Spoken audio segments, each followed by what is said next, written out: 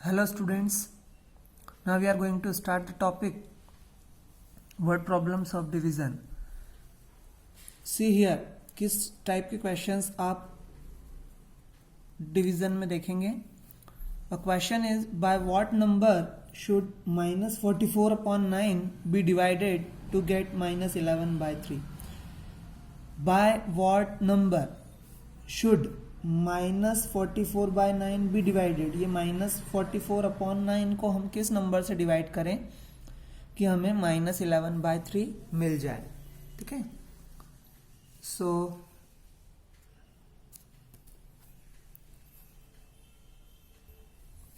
let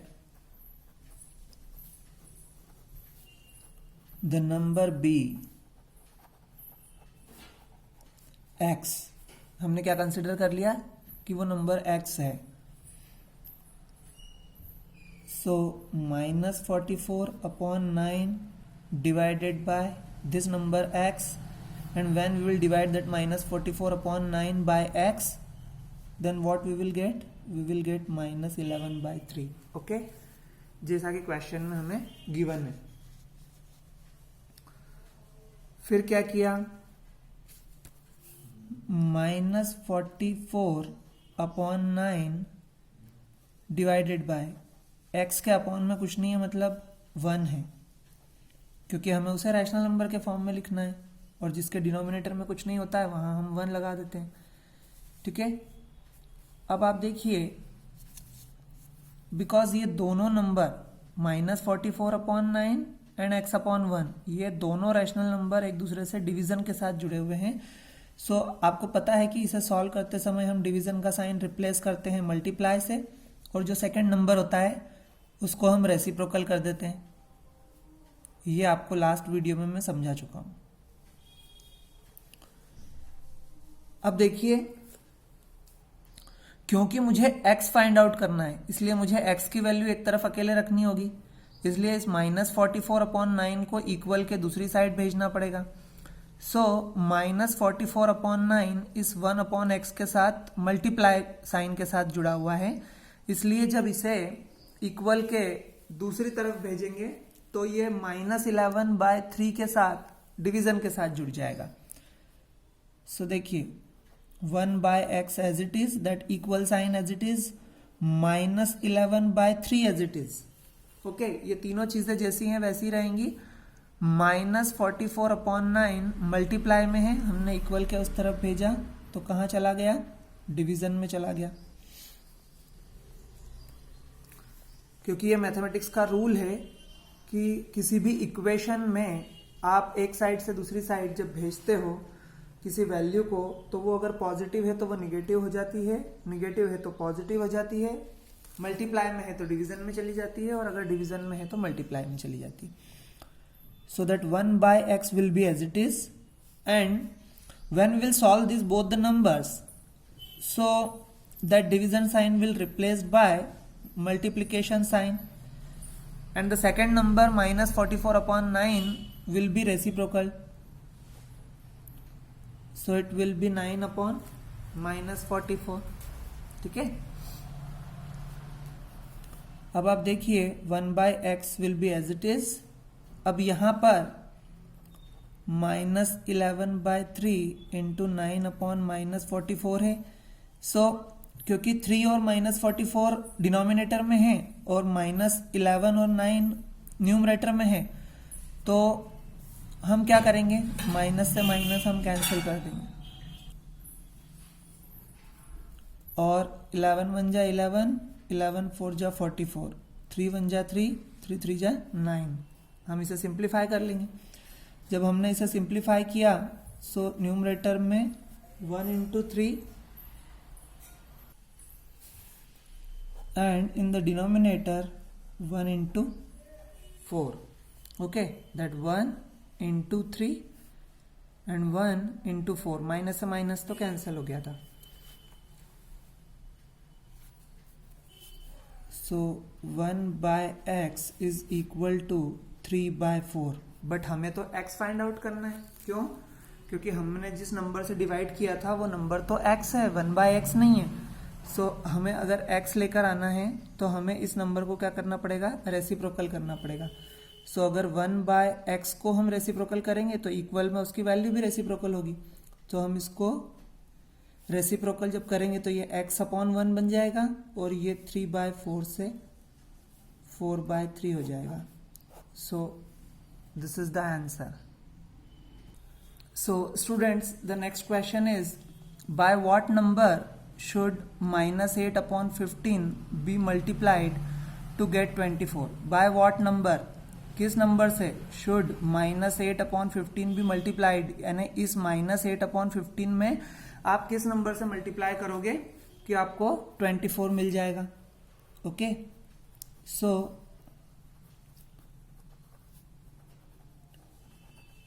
late the number be x, हम x से multiply करेंगे। सो -8/15 को x से मल्टीप्लाई किया और हमें मिला 24। ठीक है, अब आप देखिए ये -8/15 इस x के साथ मल्टीप्लाई के साइन के साथ जुड़ा हुआ है और हमें फाइंड आउट करना है x। तो जो मल्टीप्लाई में होता है इक्वल के उस तरफ भेजते तो वो डिवीजन में चला जाता है। सो ये हो जाएगा x इज इक्वल टू, क्योंकि हमें x की वैल्यू निकालनी है इसलिए हमको x को एक तरफ रखना पड़ेगा। So 24/1 will be as it is. ये जो मल्टीप्लाई में है ये कहाँ जाएगा, डिवीजन में। एज इट इज जो नंबर है मल्टीप्लाई में वो एज इट इज नंबर कहाँ चला जाएगा, डिवीजन में चला जाएगा, इक्वल के दूसरी तरफ।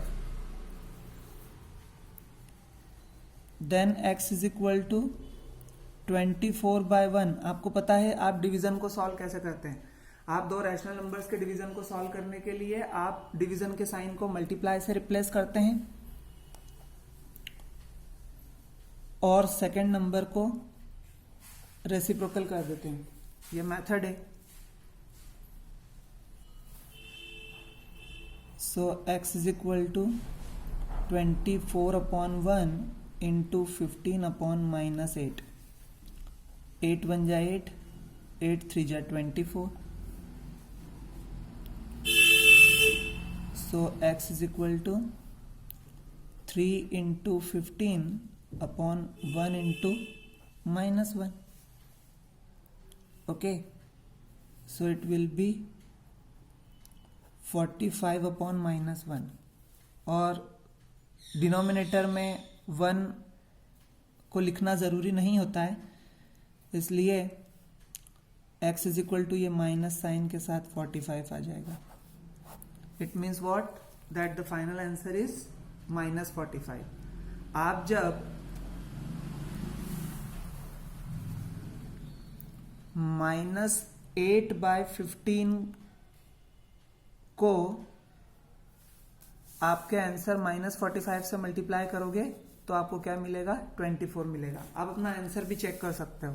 कैसे चेक कर सकते हो, क्वेश्चन में क्या पूछा है देखिए, by what number -8/15 be multiplied. -8/15 में हम -45 से मल्टीप्लाई करें, ठीक है। तो उसने कहा है कि 24 मिलना चाहिए हमें। तो अब हमारा ये आंसर आ चुका है तो हम चेक कर सकते हैं। ये मैं आपको एक्स्ट्रा बता रहा हूँ, क्वेश्चन का आंसर तो यहाँ आ चुका है x is equal to -45। But हम एग्जाम में क्वेश्चन करने के बाद हम चेक भी कर सकते हैं कि हमारा आंसर सही है या नहीं है। वो कैसे चेक करेंगे आप यहाँ पर देखिए, इस नंबर में -45 से मल्टीप्लाई कीजिए। सो 15 1 जा 15, 15 3 जा 45, सो 8 3 जा 24 एंड माइनस माइनस प्लस। सो ये आपका +24 आ गया। इट मीन्स कि आपका आंसर सही है। Okay, next question we are discussing is the product of two rational numbers is 10 if one of the numbers is -8 then find the other. दो number हैं rational number, उनका प्रोडक्ट यानी कि multiplication हम लोगों को गिवन है वो है 10 और उन दोनों रैशनल नंबर में से एक नंबर है -8, तो हमें दूसरा रैशनल नंबर निकालना है। ओके, सो हम कंसिडर करेंगे let the other number be x. एक वेरिएबल कंसिडर करना होता है हमें हमेशा। Why variable? बिकॉज हमें वैल्यू पता ही नहीं है ना कि वो कौन सा है रैशनल नंबर, सो हम पहले एक वेरिएबल कंसिडर करेंगे।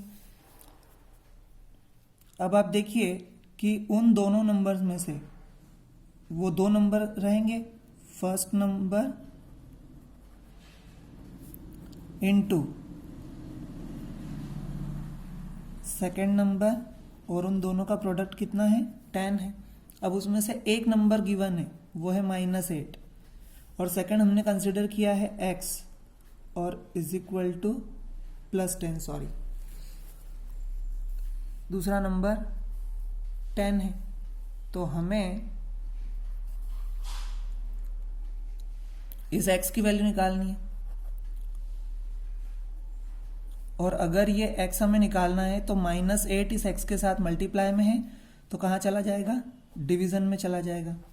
तो ये -8 को हमने डिवीजन में भेज दिया। अब आप देखिए हमारा नंबर निकल चुका है, बट अभी वो सिंप्लीफाइड फॉर्म में नहीं है। तो जब आप इसको सिंप्लीफाई करेंगे सो ये हो जाएगा 2 5 जा 10, 2 4 जा 8, सो x इज इक्वल टू 5/-4, और जो स्टैंडर्ड फॉर्म होता है वो होता है -5/4। तो ये आपका नंबर क्या है? -5/4। This is the final answer. The next question is the product of two rational numbers is -16/9 if one of the numbers is -4/3, then find the other. Okay, same as the previous question.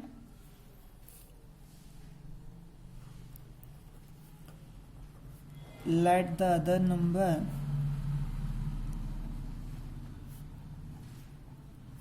be x. First number into second number is equal to, क्या है दोनों का product? -16/9। ओके, so first number -4/3 into second number x, and दोनों का product -16/। Now if I have to find out x, आप जानते हैं x के साथ ये -4/3 मल्टीप्लाई में है। जब हम इक्वल के उस तरफ भेजेंगे तो ये कहाँ चला जाएगा? डिवीजन में चला जाएगा। तो x को एक तरफ अकेले रखते हैं, -16/9 एज इट इज रखते हैं, और डिवीजन में कौन चला जाएगा? -4/3। क्यों चला जाएगा? क्योंकि वो x के साथ मल्टीप्लाई में है। Okay, -16/9 will be as it is, that division sign will be replaced by multiplication sign and the next number will be reciprocal. So इसे -4/3 को हम 3/-4 लिख देंगे। Now x is equal to -16/9 into 3/-4, that minus से minus cancel, 4 1 जा 4, 4 4 जा 16, 3 1 जा 3, 3 3 जा 9। Okay, so it will B 4 into 1/3 into 1। So 4/3 will be our final answer। आप इसे चेक भी कर सकते हैं। ठीक है, वैसे क्वेश्चन आपका यहाँ पर कंप्लीट हो गया है। मैं तो आपको एक्स्ट्रा समझा रहा हूँ कि आप एग्जाम में कैसे अपना क्वेश्चन का आंसर चेक कर सकते हैं और कंफर्म हो सकते हैं कि हाँ आपने इसको सही सॉल्व किया है। ठीक है, क्या था हमारा क्वेश्चन? हमारा क्वेश्चन था कि दो नंबर का प्रोडक्ट -16/9 है। ओके, सो उसमें से एक नंबर जो है वो -4/3 है, और दूसरा हमने x कंसिडर किया था, और इन दोनों का प्रोडक्ट -16/9 है, ऐसा उसने कहा हमें क्वेश्चन में। तो हमें जो हमारा जो आंसर निकला है 4/3, वो 4/3 हम यहाँ रख देते हैं। तो आप देखिए 4 4 जा 16 माइनस साइन एंड 3 3 जा 9, सो ये फाइनली -16/9 आ जाएगा। तो क्योंकि दोनों LHS RHS आपस में इक्वल आए हैं, इसलिए ये वेरीफाई हो गया है कि हाँ हमारा आंसर सही है। Okay, next important question. How many pieces each of length 3 integer 3 by 4? It is 3 integer 3 by 4 meter. Mixed fraction में value given है. Can be cut from a rope of length 30 meter. एक 30 metre लंबी रस्सी है, उसमें से आप 3 integer 3 by 4 metre length के कितने पीस कट कर सकते हैं? मैं आपसे एक सिंपल सा क्वेश्चन अगर पूछूं, ये एक रोप है, ठीक है, और ये रोप 10 मीटर है मान लीजिए, ठीक है। इस 10 मीटर रोप में से 2 मीटर के कितने पीस आप कट कर सकते हैं? ठीक है, मैं अगर कहूं कि ये 10 मीटर रोप है और इसमें से आप 2 मीटर के कितने पीस कट कर सकते हैं, तो आप क्या करेंगे? 2 metre 2 metre 2 metre 2 metre, okay, इस तरीके से आप इसको कट करना शुरू करेंगे। तो जब आप 2 मीटर कट करेंगे, फिर आपके पास फिर 2 मीटर और कट करेंगे, इस तरीके से। तो यहां पर क्योंकि ये एक छोटी वैल्यू है 10 मीटर, तो इसमें आप 2 मीटर काउंट कर सकते हैं कि आपने 5 टाइम्स काउंट किया है। 2 1 जा 2, 2 2 जा 4, 2 3 जा 6, 2 4 जा 8, 2 5 जा 10, क्योंकि ये इजी था इसलिए। लेकिन आपने यहां पर आप बता देंगे कि 5 पीस कट होंगे, लेकिन आपने एक्चुअली क्या किया?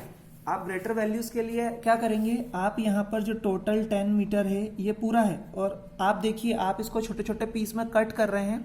इसका मतलब आप उस रस्सी को डिवाइड कर रहे हैं। आप समझिए, आप उस रस्सी को क्या कर रहे हैं? डिवाइड कर रहे हैं। और किस में डिवाइड कर रहे हैं? 2 मीटर के पीस में।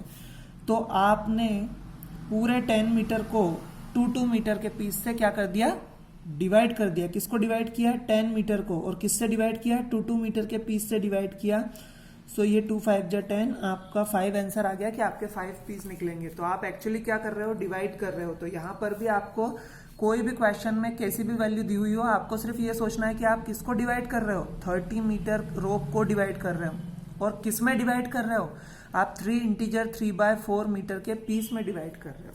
आ गई बात समझ में? तो हम क्या करेंगे? डिवाइड करेंगे, और आपको इस क्वेश्चन को ऐसे पढ़ के समझ में आएगा कि आपको एक्चुअली डिवीजन ही करना है। तो आप लिखेंगे यहाँ पे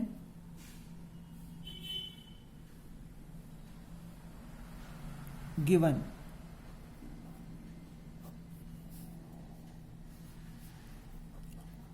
total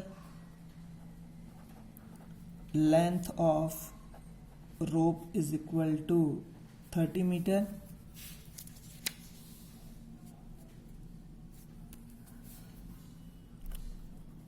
and length of one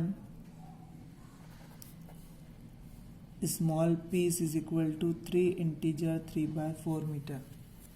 तो जब आप 3 इंटीजर 3 by 4 मीटर को सॉल्व करेंगे, सो 4 3 जा 12, 12 प्लस 3 15, 15 अपॉन 4 मीटर आ जाएगा ये।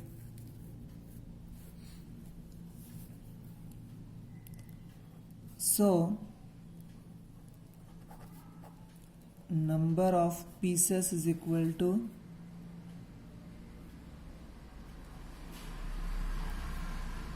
total length of rope upon length of one piece. Number of pieces is equal to total length of rope upon length of one piece। वो मैंने आपको अभी समझा दिया है कि वो क्यों होगा। So total length 30 upon 15 upon 4। अब आप देखिए यहाँ इसको सॉल्व करना, आप ध्यान से देखिए, अदरवाइज स्टूडेंट्स यहाँ पर मिस्टेक करते हैं।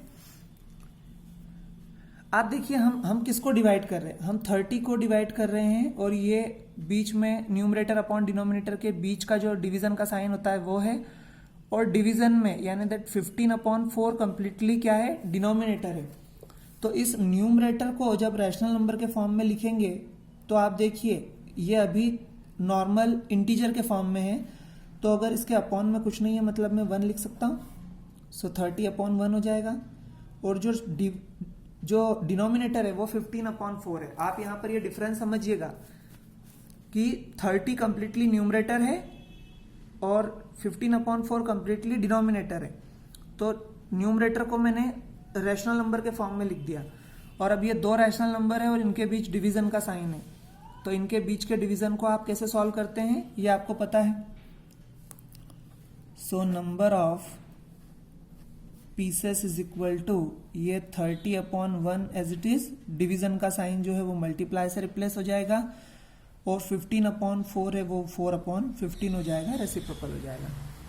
ठीक है, सो 15 1 जा 15, 15 2 जा 30, so it will be 2 into 4, final answer will be 8। so हम लिखेंगे therefore number of pieces is equal to 8। okay, so the next question is the cost of 2 integer 1/2, इसको हम 2.5 भी पढ़ सकते हैं। ठीक है, इट इज इक्वल टू 2.5। अब देखिए ये 1/2 है और 1/2 क्या होता है, 0.5 होता है, तो 2.5 भी हम इसको पढ़ सकते हैं, 2 इंटीजर 1/2 भी पढ़ सकते हैं, और 2.5 भी पढ़ सकते हैं। So the cost of 2.5 metres of cloth is ₹78 integer 3/4। Find the cost of cloth per metre. ठीक है, एक हम लोग कपड़ा परचेस कर रहे हैं और उसकी हमें पर मीटर की कॉस्ट नहीं पता है। 1 मीटर पर मीटर मीन्स 1 मीटर की कॉस्ट क्या होगी वो हमें निकालनी है, जबकि हमने 2.5 मीटर्स के लिए 78 इंटीजर 3/4 रुपीज पे किए हैं। तो आप देखिए इसका मतलब जितना भी कपड़ा लिया है उसकी टोटल कॉस्ट हमें पता है। तो आप इसको मान सकते हैं कि ये क्वेश्चन कुछ इस तरह का है। एक सिंपल फॉर्म में अगर हम इसको समझें, जब भी ऐसे क्वेश्चन आपको कॉम्प्लिकेटेड अगर लगते हैं तो आप इसे एक सिंपल क्वेश्चन के थ्रू समझिएगा कि इसमें आपको करना क्या है। इस क्वेश्चन में मान लीजिए मैं आपसे कहता हूं कि 3 चॉकलेट की कॉस्ट 15 रुपीज है। टोटल 3 चॉकलेट्स है और उनकी कॉस्ट 15 रुपीज है, तो मुझे 1 की कॉस्ट चाहिए। मैं आपको पहले भी समझा चुका हूं कि जब हमें टोटल कॉस्ट दी जाती है और हमें उससे कम की कॉस्ट निकालना होती है तो वैल्यू कम कब आएगी, जब डिवीजन होगा। सिंपल भाई, ये क्वेश्चन तो हम यहां पर मैं आपको जो वीडियो बना रहा हूं वो तो मैंने आपको डिवीजन के लिए ही वीडियो बनाया है, word problems of division. But आपको ये क्वेश्चन जब एग्जाम में आएगा तो वहां आपको तो ये आपको पता थोड़ी रहेगा कि आपको क्या करना है। इसमें आपको क्वेश्चन पढ़कर ये समझना है कि आपको इसमें क्या करना है। यहाँ तो वर्ड प्रॉब्लम डिवीजन की लिखी हुई है तो हमें पता है कि हम इसे डिवीजन के थ्रू ही करेंगे। बट अगर डायरेक्टली आपको ये क्वेश्चन दे दिया जाए तो आप कैसे समझेंगे कि आपको इसमें डिवीजन करना है। तो आप ये समझिए कि 3 चॉकलेट की कॉस्ट अगर 15 रुपीज है तो 1 चॉकलेट की कॉस्ट कैसे निकलेगी, तो 15 को 3 से डिवाइड करके निकलेगी, क्योंकि टोटल कॉस्ट हमने 3 चॉकलेट की 15 रुपीज दी है। तो हम उसको जब 3 से डिवाइड करेंगे तो 3 5 जा 15, 5 रुपीज 1 चॉकलेट की कॉस्ट आ जाएगी। और क्योंकि 1 चॉकलेट 3 चॉकलेट से कम है इसलिए डिवाइड ही होगा जो टोटल कॉस्ट है। तो यहां पर भी टोटल जो क्लॉथ है वो 2.5 मीटर्स है और उसकी कॉस्ट 78 इंटीजर 3/4 है। आपको पर मीटर निकालना है और अगर ये यहाँ 2.5 मीटर दिया हुआ है और हमें 1 मीटर निकालना है तो ऑब्वियसली क्या होगा, डिवीजन होगा। हम उसे डिवाइड करेंगे तभी क्वेश्चन हमारा सॉल्व होगा। तो अब आप देखिए कि हम कैसे करेंगे। हम यहां पर लिखेंगे पहले गिवन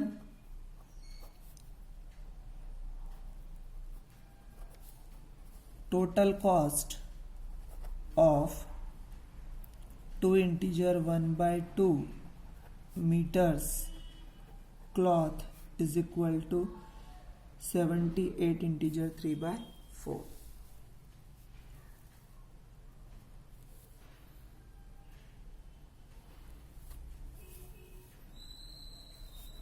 यहां लिखेंगे since total cost of 2 integer 1/2 metres cloth is equal to 78 integer 3/4, therefore अब क्योंकि 2 इंटीजर 1/2 मीटर्स क्लॉथ की कॉस्ट ये है तो आप देखिए यहां पर कॉस्ट ऑफ